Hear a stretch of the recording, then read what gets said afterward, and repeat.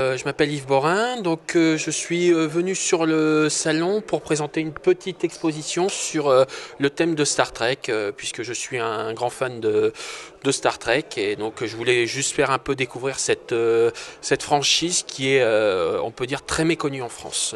Malgré les films qui sont sortis récemment, en fait en France, quand on parle de Star Trek, c'est Monsieur Spock, l'Enterprise, et ça va pas plus loin. Alors que c'est un univers assez vaste, c'est 12 films, le 13e est en préparation, et c'est 5 séries et une série animée. Donc il y a tout un univers à découvrir, voire même à redécouvrir pour certains qui ont connu dans les années 80 la série classique qui passait sur la défunte chaîne 5.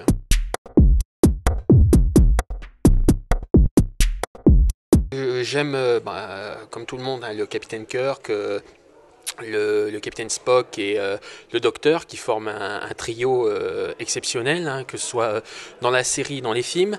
Ensuite, je trouve qu'ils ont une meilleure dynamique dans les films des années 80, que ce soit dans Star Trek 2, 3 et 4 qui forment un bel arc narratif.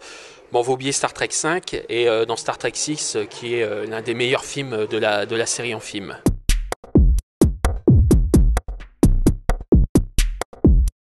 Alors au niveau des nouveaux films, moi, bon, c'est parce que je suis encore assez jeune, je suis resté assez jeune, donc j'aime bien le côté reboot, j'aime bien le côté flambant neuf de l'Enterprise, peut-être le petit côté, on va dire, Apple de l'Enterprise avec la passerelle, les nouveaux uniformes, enfin le petit côté flamboyant et tout ça.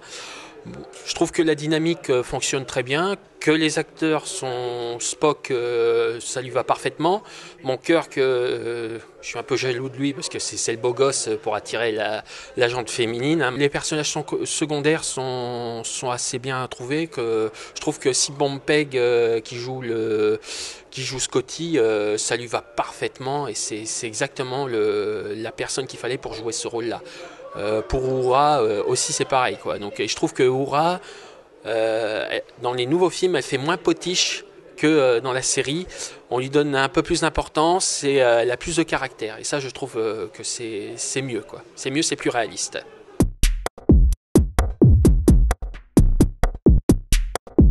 C'est une partie de ma collection, j'ai encore pas mal de pièces qui sont chez moi. J'ai aussi des pièces qui doivent arriver prochainement, dont la navette Goddard de Star Trek La Nouvelle Génération. Et ensuite, après, j'ai encore quelques maquettes à monter chez moi, dont un Enterprise ou un 350e, donc qui fait 80 cm de long et tout ça, qui, une fois monté et éclairé, devrait être une belle pièce.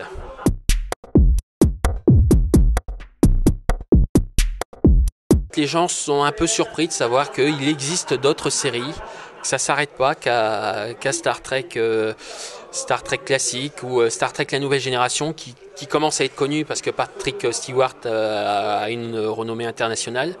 Mais il y a d'autres séries, hein, je parlerai de Star Trek Deep Space Nine qui doit être découverte, je pense, parce que c'est la série qui montre un peu le côté sombre de Star Trek. Parce que dans Star Trek, faut pas penser que tout le monde il est beau, tout le monde il est gentil.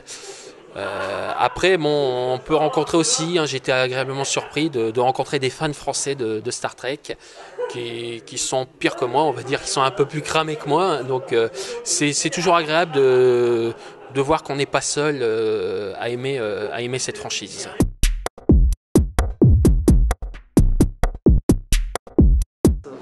Je trouve que le salon est pas mal. On est une petite équipe et puis bon, je trouve que ça garde un petit aspect familial et tout ça. Donc les gens sont curieux. Bon, je trouve que c'est pas mal comme salon. Hein, donc voilà. Donc et puis bon, j'ai été relativement bien placé avec les gentlemen collectionneurs. Donc voilà. Donc tout se passe bien.